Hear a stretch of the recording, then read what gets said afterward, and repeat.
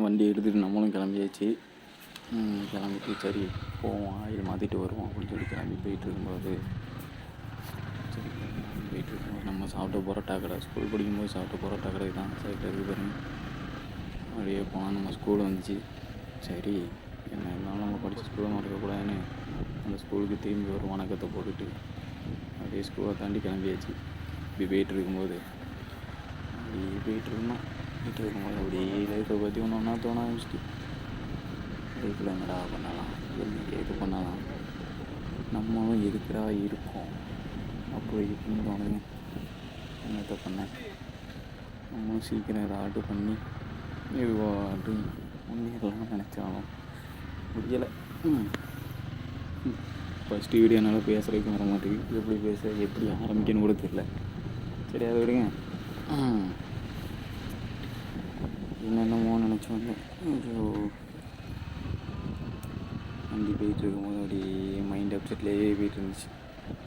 ஒரு நார்மலான டிரைவிங் பண்ணவே இல்லைங்க, மைண்ட் அப்செட் தான் சொல்லும். அப்படியே போயிட்டு இருக்கும்போது நீங்கள் வேறு நடு ரோட்டில் தான் நிற்பாங்க. காயல்குளத்துக்குள்ளே யாரெல்லாம் போய் வண்டி ஓட்டிக்கணும்னு சொல்லுங்கள். காயல்குளத்துக்குள்ளே வண்டி ஓட்டுறதும் ஒன்று, ட்ராக் ரேஸில் வண்டி ஓட்டுறதும் ஒன்று.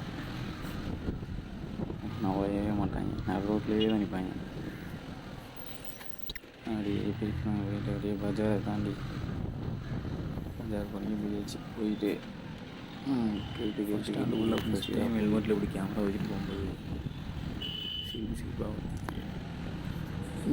சரி திருச்செந்தூரில் போய் அடுத்தது நேராக ஸ்டோர் ரூம் போய் காட்டுறேன் பாருங்கள். நான் பைக் எடுத்த ஸ்டோர் ரூம் கோயம்புத்தூர் திருச்செந்தூர். குரல் கொஞ்சம் கேவலமாக இருக்கும், கொஞ்சம் அட்ஜஸ்ட் பண்ணிக்கோங்க.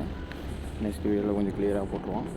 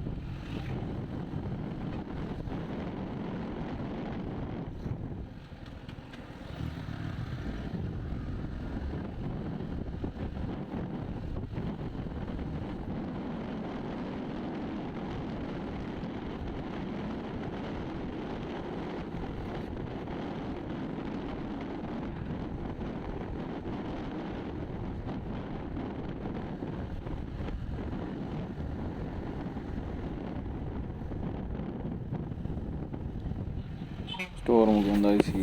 பாருங்கள், இதான் நம்ம வண்டி எடுத்து ஸ்டோர் ரூமு. பயங்கரமாக இருக்கும் ஸ்டோர் ரூமு. ஸ்டோர் ரூம் ஓப்பனிங்க பாருங்கள் எப்படி இருக்குன்னு. ஐயா சரிங்க, இவ்வளோ தான் காட்ட முடியுது. இதுக்கு மேலே காட்ட ஒரு மாதிரி இருந்துச்சு. உள்ள ஆளாக இருந்தனால நம்மளுக்கு கொஞ்சம் கூச்சம்.